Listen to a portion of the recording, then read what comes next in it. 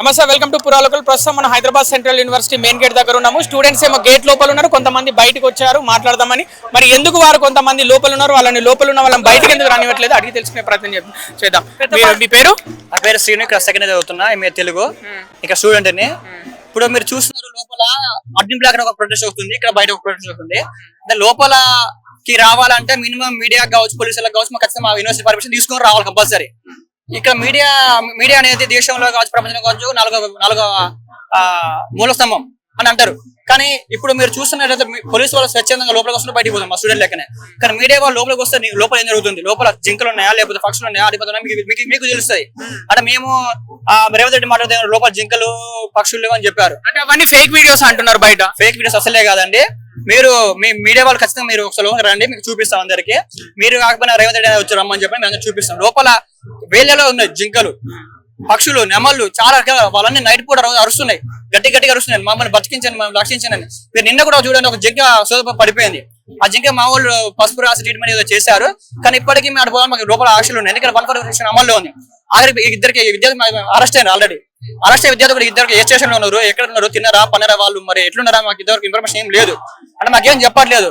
ఇప్పుడు పిల్లలందరినీ కూడా పోలీసు చాలా వందల మంది తీసుకొచ్చి మమ్మల్ని భయంతో గురి చేస్తున్నారు.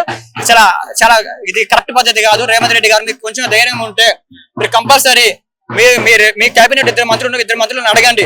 యూనివర్సిటీ ఆఫ్ హైదరాబాద్ ఎట్లాంటి యూనివర్సిటీ, ఇందులో ఎటువంటి ప్రొటెస్ట్ చేస్తా ఉంటారు, పిల్లలు చాలా సున్నితంగా ఉంటారు.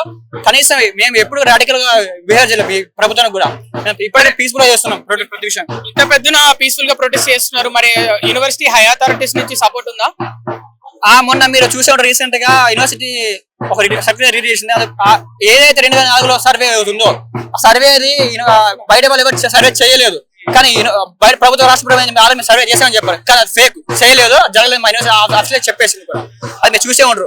కానీ ఇప్పటికి కూడా మీరు చూడండి, మళ్ళీ అదే నైట్ ఇంకో ప్రశ్న వచ్చింది ప్రభుత్వం నుంచి. ఏమనంటే ఈ ల్యాండ్ ఆల్రెడీ 2004లోనే ఎవరైతే యజమానులు అందులో ఆల్రెడీ అమ్మినట్టు సంతకం చేసినట్టు కింద సర్క్యులేషన్ మొత్తం జారీ అయింది. ఏదైనప్పటికీ ప్రభుత్వము చేసిందా మా యూనివర్సిటీ పక్కన పెడితే ఇది ప్రభుత్వ ల్యాండ్, ఇది విద్యా సంస్థ. ఈ విద్యా సంస్థ అనేది ఇక్కడ పేద విద్యార్థులు చదువుకున్న యూనివర్సిటీ. ఇలాంటి యూనివర్సిటీ మీరు ఇలా చేయడం దుర్మార్గం.